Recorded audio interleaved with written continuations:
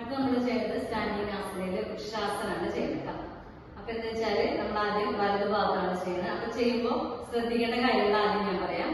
നമ്മള് കാല് കയറ്റി വെക്കുമ്പോൾ ഏറ്റവും മുകളിൽ നന്നായിട്ട് കയറ്റി വെക്കാനും ശ്രമിക്കണം. അതുപോലെ കാൽപാദം കറക്റ്റ് താഴേക്ക് നിൽക്കുന്ന രീതിയിൽ പാദം സ്ട്രെയിറ്റ് ചെയ്ത് വരാനും ശ്രമിക്കണം. അപ്പൊ നമുക്ക് ചെയ്യാം. വലത് കാലെടുത്തു, ഇടത് തുടയിലേക്ക് നന്നായിട്ട് കയറ്റി വെക്കാം. അപ്പൊ കാൽപാദം ഇതുപോലെ താഴേക്ക് നിൽക്കാനും ശ്രമിക്കാം. സാവധാനം കൈ നേരെ മുകളിലേക്ക് വരുത്താം. കൈകൾ കൂട്ടി പിടിച്ച് നേരെ ഒരു പോയിന്റിലേക്ക് നോക്കാം. 1 2 3 4 5.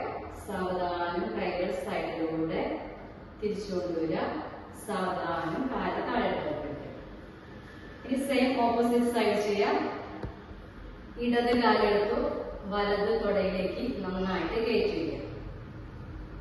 കൈകള് സാവധാനം സൈഡിലൂടെ നേരെ മുകളിലേക്ക് ഉയർത്തി കൈ പുറത്ത് മുകളിലേക്ക് നന്നായിട്ട് നട്ടിന് സ്ട്രെയിറ്റ് ചെയ്ത് മുകളിലേക്ക് വലിച്ചു പിടിക്കുക. നേരെ നോക്കുക. 1 2 3 4 5. സാവധാനം തിരിച്ചു വരും. കാലുകൾ താഴേക്ക് വയ്ക്കുക. റിലാക്സ് ചെയ്യുക. ശിഥിര താടാസനം.